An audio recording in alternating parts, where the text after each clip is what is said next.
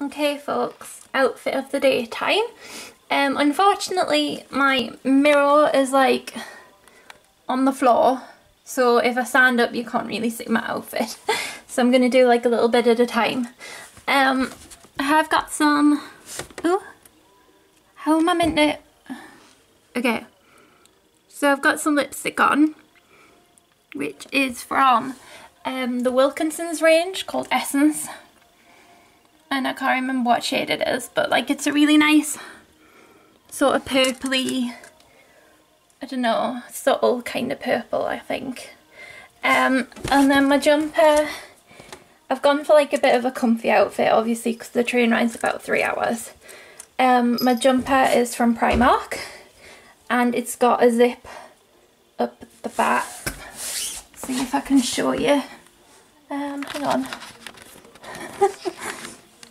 There. I hope that worked because I couldn't see. And then, hello Dolly. And then I've just got some wet look leggings on. I've just got a plain black top underneath. Wet look leggings and little plimsolls from Primark. Wet look leggings are Boohoo. And yeah, my jumper's Primark. And I've got my little blogger lanyard on. My nails, if you can see, the actual nails are from Primark, and then I've painted them with, oh I've put it away now, I've painted them with one of Tanya Burr's new nail varnishes, the pink. And then there's glitter on the ring fingers, and that's by Rimmel. Jewellery wise, I've got, ooh, let's go back to the mirror. I've got these little like rose gold studs in. Hang on, I'll zoom. There. And they're from H&M. And then I have my watch from River Island. And my ring is from the Vintage Fair. So it's vintage. So yeah, and I'm all ready. Got my makeup, got some Rimmel eyeshadows on. Bags are all set. So I'm just waiting for my taxi basically. I'm just about done. Oh god, I need to sort Dolly out. I have to put some like extra food and stuff out for her. So I'm gonna do that and then my taxi should be here. So yeah, I'll film maybe in the train station and when I get there. Hope you're all having a good day, by the way.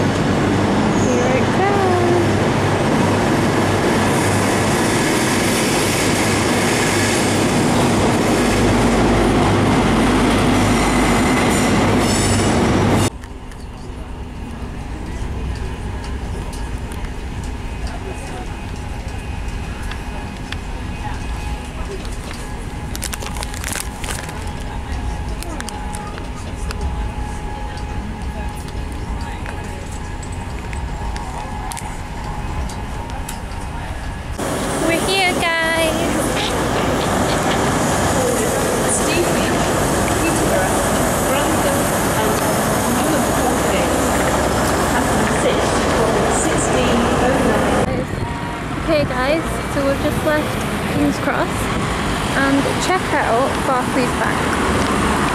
Help! Oh, big red dot. How amazing is that? It's like all graffiti. So I need to be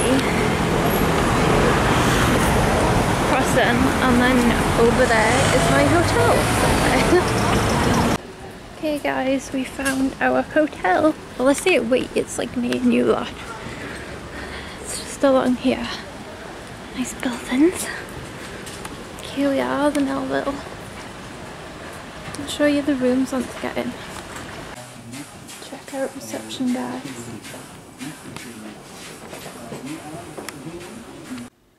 Okay, so this is my bedroom. Bit of a double bed going on, and yes, my stuff's all over the place already. There's this tiny little wardrobe thing. I've got a little TV up there.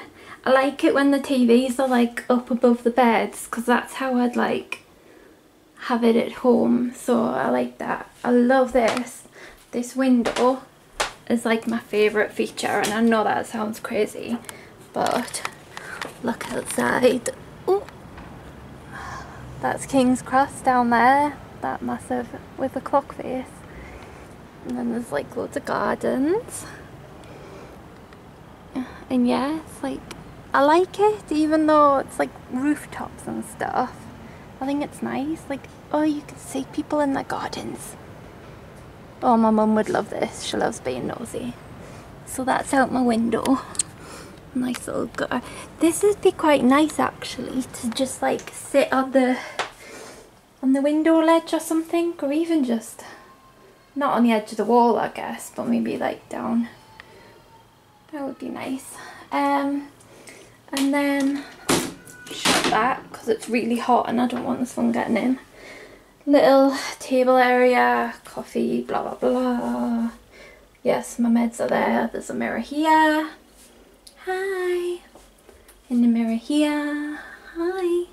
So I can check myself out from all angles tomorrow. And then bathroom. Here's a sink. It's a cute sink. And a toilet and a shower. And that shower head, oh, how do you open it? That's basically my shower head from home, like literally. Like all the green bits around, like these bits. That's the exact same shower head at home. That's crazy.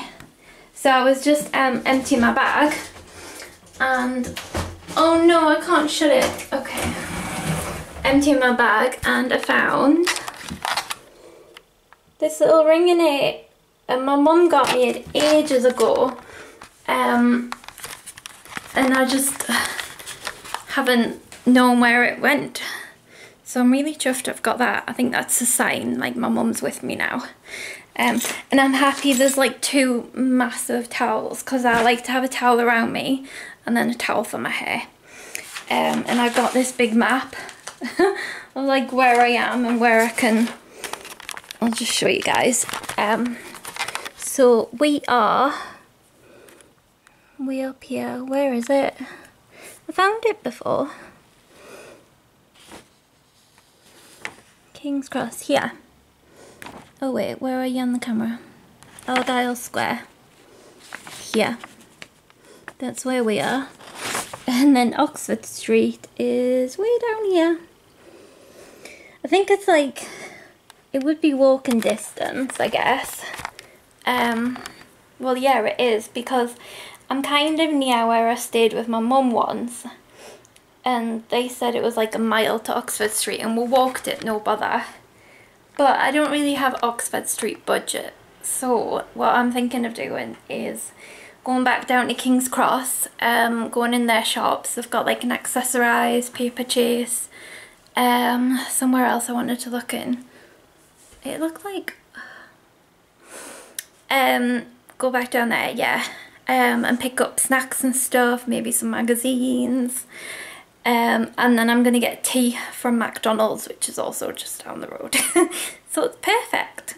And then apparently I just go back down to King's Cross and get the Underground, which is like 1 stop away or something, to Farringdon, which is then where the event is, so it shouldn't be too bad. Sounds like a bit of a piece of cake, but I'm really loving this window thing. So lovely. Yeah, I can imagine there might be a few photos tonight, but this is probably going to be it for vlogging today, or I'll maybe show you what I get when I come back from King's Cross, and then otherwise I'll probably catch up tomorrow and show you guys my outfit for the event. And I'll be recording some of the event. I've got my tripod, so I'll be setting up this camera to record my speech. Really nervous. Okay, I'm gonna sort my makeup out because I feel like I look like a clown right now. And I'm all hot and I've got like this an abscess like in my armpit, and it means that I just like get all hot and flustered for no reason. Like I wasn't even walking fast and it's not even that hot. So I feel like a big sweaty mess, but never mind. Yeah, just gonna chill out on the bed I reckon tonight, watch some telly. I'm gonna pick up a TV guide so I know what's on, get a shower, pick out on McDonald's and M&S goodies. So yeah, sounds fun. I think I'll vlog like later on tonight, so I'll catch you guys then. Hey guys, so I'm back in the hotel room. I went and got a Burger King. Eek. And then I did my first ever Waitrose shop. I'm well aware that my makeup's like running away, so don't worry about that because I'm not. I just watched In the Fro's new video actually when she was getting ready for the Scottish Fashion Awards, so I've picked up a few things that I can like adapt to my makeup routine, so hopefully it'll look a bit better tomorrow. Went into Waitrose my very first time, and I got my favourite popcorn, which is Posh Corn, and it's the sweet and salty one, in case anyone wants to buy me it. Got some fruit and some of my favourite yogurt and more fruit, and I got a banana, just one, because in the mornings I like to have a brew when I'm getting ready and have a banana, and I usually like do it, I'll take my meds and then it gives me a funny taste in my mouth, so then I have the banana. I got some pineapple juice, and that was about it, yeah. Oh, and stupidly got a TV guide because I said I was going to get one so that I know what's coming on the telly, because otherwise like I'll end up watching something and something else might be on that I'd want to watch. Bought the TV guide and it's the latest one, so it's for like next week basically. Oops. So yeah, finished my tea, watching Jeremy Kyle, watched In the Fro's new video. I think I'm gonna get a shower now, and I'm gonna have a Skype with my mum later on tonight so she can see the room and things and see me. I'm actually already missing Dolly, which is a bit pathetic, but oh well. So this will be the last vlog for today, and I'll see you guys in the morning when I'm getting ready. Bye. Good morning guys! It's the day of story camp and my speech, and I'm so scared. I'm gonna do a little quick outfit of the day, just trying to figure out where I can balance you because there's not like a full length mirror. So I've got a little black floaty top on from New Look, got these checky shorts on from Primark, and then I've just got some black tights on from Primark, and my shoes are little kitten heels, also from Primark. And actually I've got a little jumper. I'm a little bit, well, I'm very nervous for my speech, but what can you do? This is my little cardigan, which is from H&M. I like it, it's like half length, and it's really thin. It's like, yeah, exciting. So yeah, I guess maybe the next time you film I'll be at the venue. I mean, the next time I film will be at the venue. Gonna leave the hotel in the next 10 minutes and head down to King's Cross for the tube to Farringdon, and then somehow find the event from there. I think I'll use my maps on my iPad because it got me to my hotel okay yesterday, so fingers crossed. Yeah, so I'm ready to go. I'm not happy because I've got to take like my overnight bag to the event, which is a bit like of a lump, and I've got to walk down 3 flights of stairs because the hotel doesn't have a lift. Maybe I sound like really lazy. Anyway, so I'll probably see you guys at the event.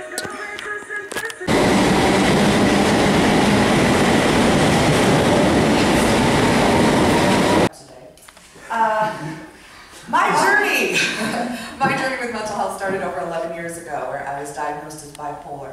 And I was handed a packet of pills, and I was walked out of my doctor's office. And there was no social media back then to speak of, and there was no one on the news talking about mental health issues. And the only thing I can remember were 2 characters that were utter caricatures of mental health in a drama called ER, and that was it. And for years, I had to search and to push and to try to find out more about what this illness meant to me, what it meant to my society, and what it meant overall. And it took a long time for social media to catch up to all of the education that I know every single one of us have had to do, intense education, to try to get to this point. So it took a while for me to get to the point where I said, I'm not going to die from this disease.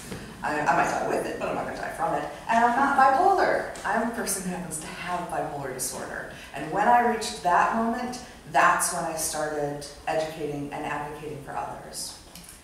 This was my first blog post that I did for Time to Change. I did a couple little video spots for them ahead of time, but this is December 24th, 2011. That's my husband and my now son, who just went to reception for the first time this week, so I'm very excited. I know, right?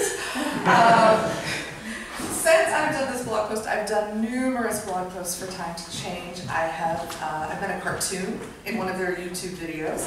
I've talked to MPs. I have done written pieces for Channel 4 regarding the ASDA, this is not what a mental patient looks like, controversy. I've been on radio and television, and I've worked with the BBC School of Journalism to help educate their journalists on how to deal with stories regarding with mental health, and also how to deal with those of us who have mental health throughout the process. So I've done quite a bit in the last 5 years, and there are, as this was a top 5 post, I'll give you a top 5 things that I've learned over the last 5 years working with Time to Change.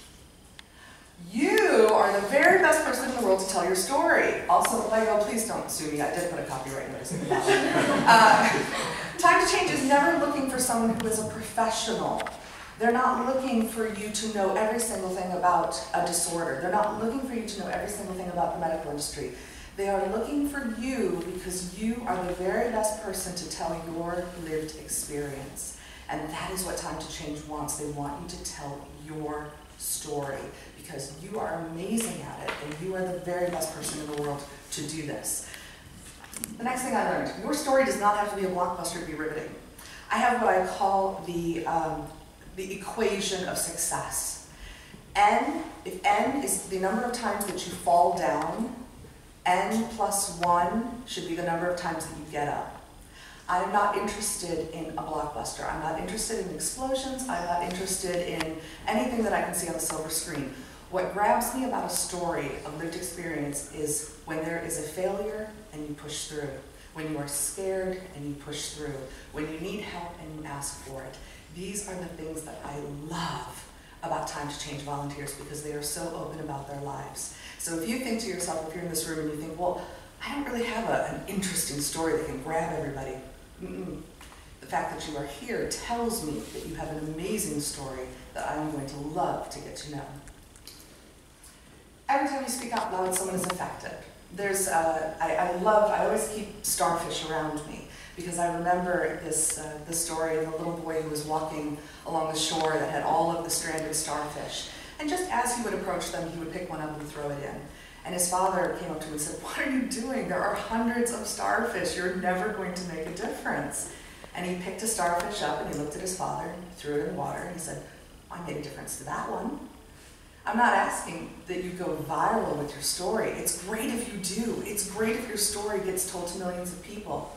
But my first blog post had maybe 2 people comment on it, and 1 person didn't really like it.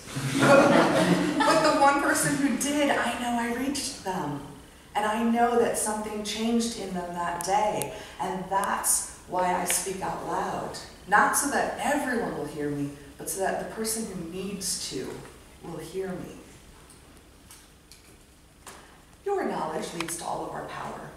There is a great game called, I'm going to mess up the name, and I do apologize, Katamari Damacy. And it's a really fun game because you just have to collect stuff. But the stuff that you collect is not always the biggest stuff. It's not always the most important stuff. Sometimes it's paper clips, and sometimes it's the glass, and sometimes it's my phone, and it rolls up into a ball and it gets bigger and bigger and bigger and bigger and bigger. My voice is singular. It's not terribly important. My voice paired with your voice is bigger. My voice paired with all of our voices is bigger. All of our voices together creates more and more power for those of us in our community that may not be able to speak at this moment. So when I speak and when you speak and when all of us speak, we give power to those who cannot. And if there is a time when maybe I can't speak, I'm going to borrow from your power because I know that you guys are out there telling your stories. And that fills me with joy and that makes me stronger as a result. And finally, the technology may change, but the goal remains the same. The goal has always been to fight stigma. At every digital corner, with every conversation on the street, every time that you meet someone, you are letting them know that you have a lived experience of mental health issues. That is okay. As society, we need to be aware of it, and we're going to fight the stigma. There may be some of you here that are just starting out with blogging. You might not even know if you want to go the media route or the blogging route, or you may think, this is all scary, and I don't even know what this clicker does, and I don't want to be a part of this. That's okay, that's okay, that's okay. The technology may change, and in a couple of weeks, there might be a really cool new app that comes out that you love, and you find, oh, I found my power, I found my speech, I know how to use this to tell my story. Great. And there might be another one that comes down the line in another year that does that as well. So it's not about being the best at blogging. It's not about being the best at media consulting. It's not about being the best at anything. It's about knowing that you are going to find a way throughout your years to reach other people. And that is an amazing, amazing accomplishment. I have to say that there's people who ask, why do you volunteer with Time to Change? Because normally I get a call or I get an email and it starts off with, hi, you don't know me, but I'm blah, blah, blah, and I'm from Time to, yes. And they'll go, we didn't really ask you what you want to do. It doesn't matter. Yes. Yes, I will do it. The reason that I volunteered with Time to Change for the last 5 years, and the reason that I just keep saying yes, is because I believe that Time to Change wants every single one of us to succeed. They want us to do well, and they want us to go into our communities and show others how they can change the world. And so I am always so very, very proud. Ooh, I knew I was going to start crying. I practiced it a bunch of times, and I still knew I was going to do it. I say yes every single time because they have empowered me. And my ability to speak here with all of you is because of their efforts. And so I'm so proud to be here. I'm so proud that every single one of you are here today. And I'm so proud that we get to go on this journey together. I cannot wait to learn from you all. I'm so excited. That's my name, that's my address, that's my everything. Please, please, please connect because this is going to be a really fun day. All right, everybody? Let's have fun. Just writing really short microblogs or posting blogs or doing audio clips. It might be worth going with something like Tumblr. You also want to ask the question about whether you want to go with a free or paid platform. Free obviously comes without any cost. Most of the platforms are relatively flexible, but the URL of your blog will have the name of the organisation that's hosting it in it. So me, I have a Tumblr. It's called srlb.tumblr.com because it's hosted by Tumblr. It has Tumblr in the name. Whereas if you go with a paid platform, you have greater customizability and control, so you get to name your own website and get rid of the company's name from your URL. You own the content, you own your blog, whereas if you go with a hosted platform, you will ultimately be responsible to their terms and conditions. Paid also has advantages in terms of search engine optimization. You can make some changes to the structure of the site and things like meta tags and permalink structure, which are very technical, I won't go into, to make it easier to find. But yeah, it does cost money, and it requires some technical know-how to be able to set up your own self-hosted blog.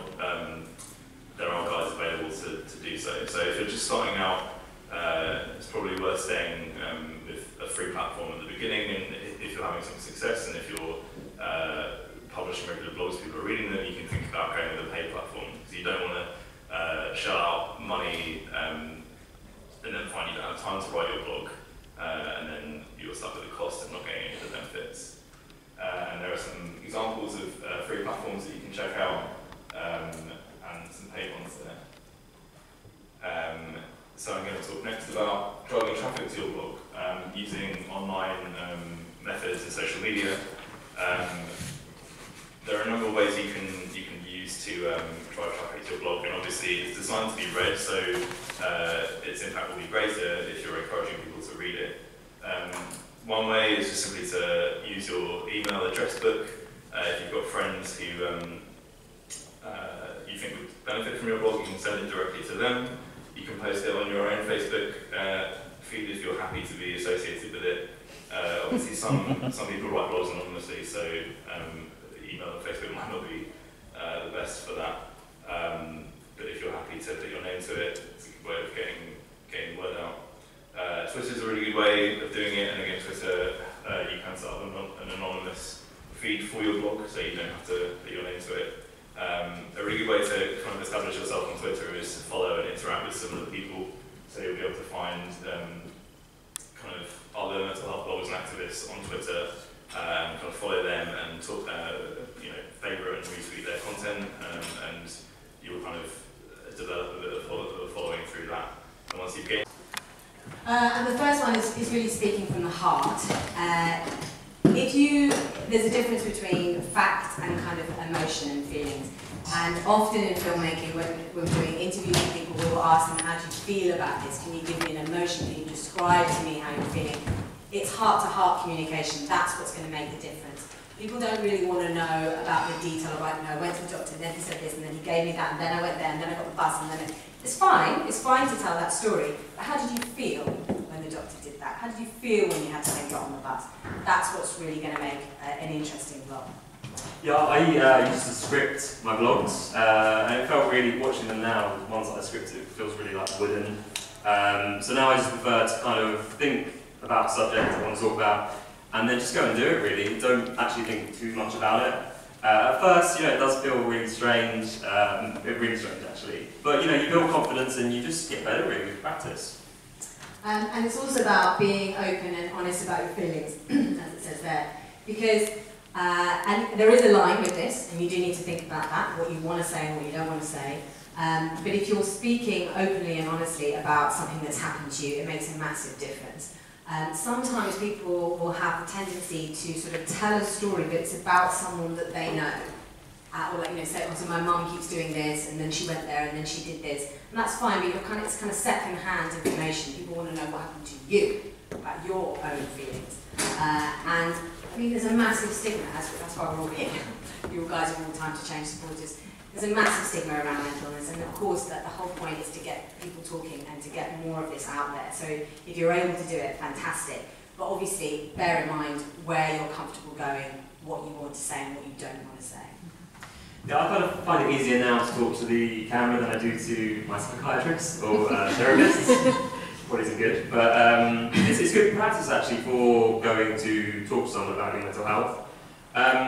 When you're being honest and open though, I'd say be careful around things such as medication. I've seen blogs where people will say, this medication, say sertraline for example, didn't work for me, it's rubbish, don't take it. You've got to be really careful, because someone might see that and be like, oh, I'm on sertraline, or my GP said I should take sertraline, I'm not going to do it now. You can really influence people, and that shouldn't be the case. You've got to be really, I think, neutral. Share your opinions, yeah, say maybe sertraline wasn't great for me, but don't start giving advice and saying, don't take it, because, as I said, that can really kind of influence other people. Exactly. What was it? So what was your name? So for me, Tim. Tim, yeah. So that's exactly. So say for me, in my opinion, when it happened to me, this is what I think.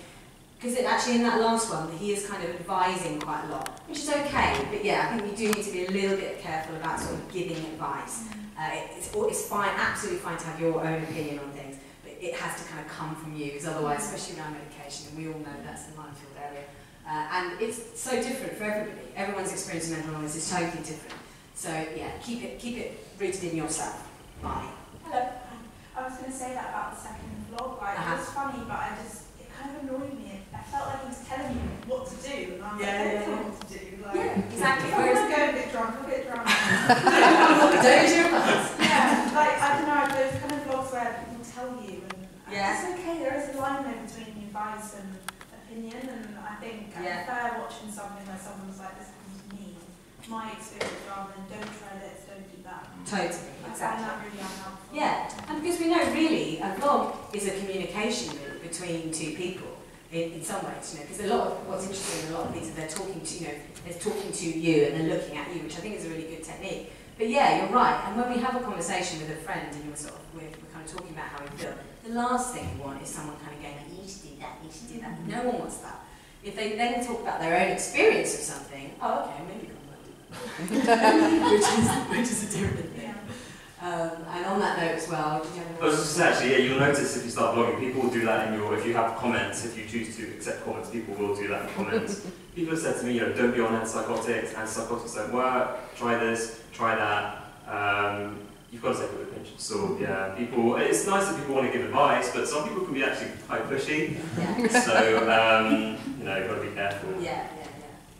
And also then thinking about that last one, and it was a great blog, and he's a great blogger, don't get me wrong, but when you are just talking, you do have to have a little bit of a thought around the length of it. Because as I said when we first started, people are wanting to watch shorter and shorter content these days. So it's just something to bear in mind. Go on. Just to that one, I actually made a 16-minute video, like not that long ago, and it's got the most views out of all the rest of my videos. There you go, exactly. People have said it's because it's a story and I've got separate parts to it, so it doesn't necessarily have to be short, just each point has to be short. Yeah. Totally, that's such a good point. Sometimes you film and you don't realise how long you're filming for. Like sometimes I'll just look into the camera and then 20 minutes will go by and I'm like, oh crap, I've got to edit this now. Yeah, exactly. Yeah. I've got a question and a comment. The question is, so would you suggest supercuts? Would you not suggest supercuts? Because it's weird that they seem to fit sometimes they don't fit. It seems like they contribute, because I'm more associated with in my head with funny videos and videos like William Johnson was who started the whole supercutting thing. So would you use them more? Would you not? What do you think? It's personal preference, do what you feel more comfortable with, what you feel works for you. It felt like it didn't need any because the pauses told as much as the talking did. Yeah. But and same with the first video. The second video seemed like he was droning on a bit too long. Yeah. I'd say experiment, try with cuts, try without cuts and see kind of and you can what works. And show it to, you can show it to your friends and family and say, and you can tell. If you get someone to watch it and you watch them, you can see when their attention starts to go. Sometimes you should leave the cuts out and just so you have the emotion so people know how hard it is to talk about it. Yeah. Absolutely, and sometimes it also is nice because it shows a realness to it. And again, as I was saying, a lot of people now are wanting to have, they don't want this kind of slick, polished film. You want to see that realness of oh God, sorry, I've done the wrong thing. It's in what I called my Recoverlogs. I wanted to show my journey to help other people going through the same thing and to hopefully show that you can recover. So I'm going to show you actually one of my Recoverlogs. This is Recoverlog number 11 and this is from February of this year. And settling back into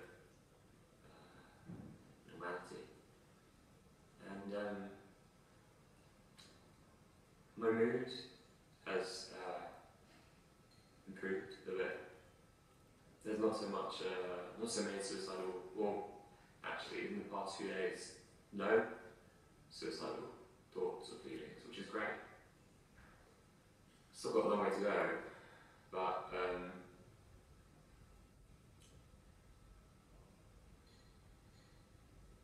with my mood improving a bit, I feel more, got more energy, and The anxiety is still not great. I'm not shaking around people as much, or I feel I am. And I'm going out and doing things, so that's good. But yeah, anxiety, the paranoia is got worse, which is, I don't know, on the antipsychotics that I'm on, I would have thought that paranoia would have reduced, but it's been quite bad this week. So yeah. At least some things are improving, which is positive. And I'm staying positive. I will hopefully carry on making improvements over the next few weeks and months. Yeah. I think as well you just have to be ready, you have to feel well to do it, because it's such a big task, and once you put it out into the public domain, you know, people will comment on it, and that's quite a scary thought, so you just kind of need to be ready to handle that. People not feeling pressured because it's such a personal thing. Exactly. Feeling like it's the right time. Yeah. It's important. Yeah. I'll make a point on the content itself. So when you make a piece of content, make sure to be yourself. That's the main thing, because it's easy to get lost in a character or a mask. Because all of us, we do it all the time. We wear masks. So when you're writing something, you're writing with the same mask, and the words come through that mask. You need to.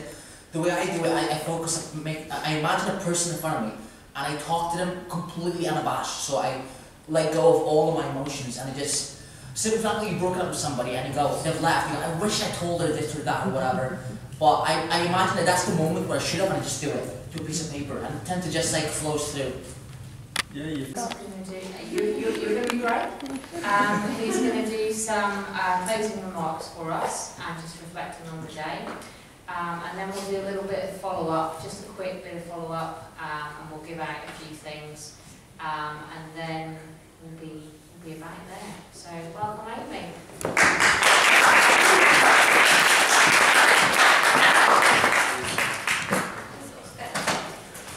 Okay. I run the mental health blog, I'm Not Disordered, and I've been working with Time to Change for a while now, and was honoured to be asked to make the closing statement for this event. I first became mentally unwell. When I first became mentally unwell, stigma was everywhere, and so I kept my self-harm and hallucinations a secret from all of my friends, and especially from social media. I was so afraid of being judged and becoming alienated that I told lies to avoid this.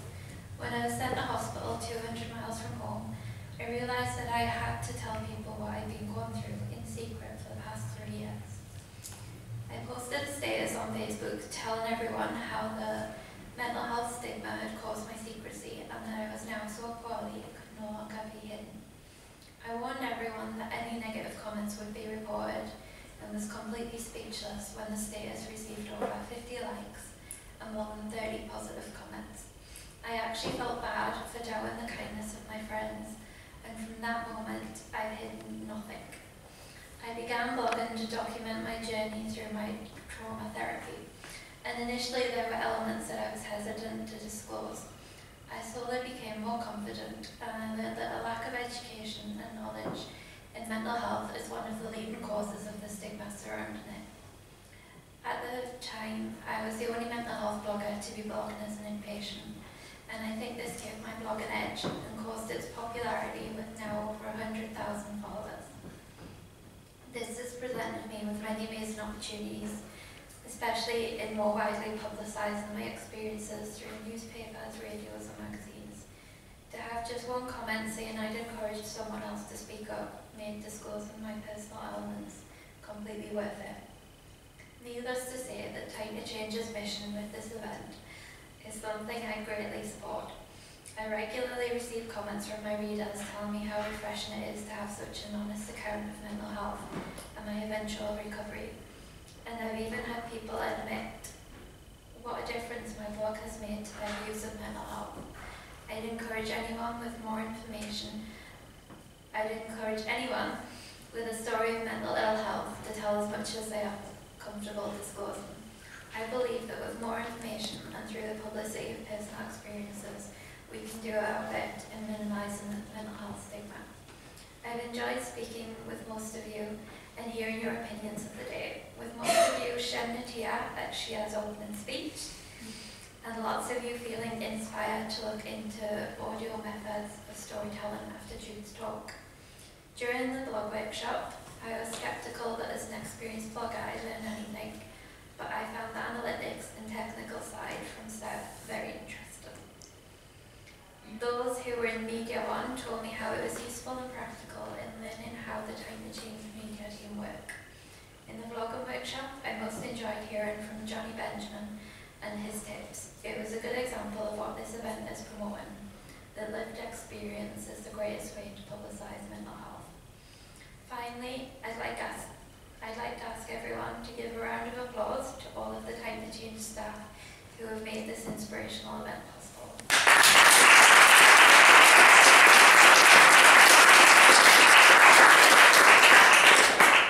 And on behalf of Time to Change, I'd like to thank you all for attending and participating in the event, and we hope you've been able to take something from it. Thank you, Amy.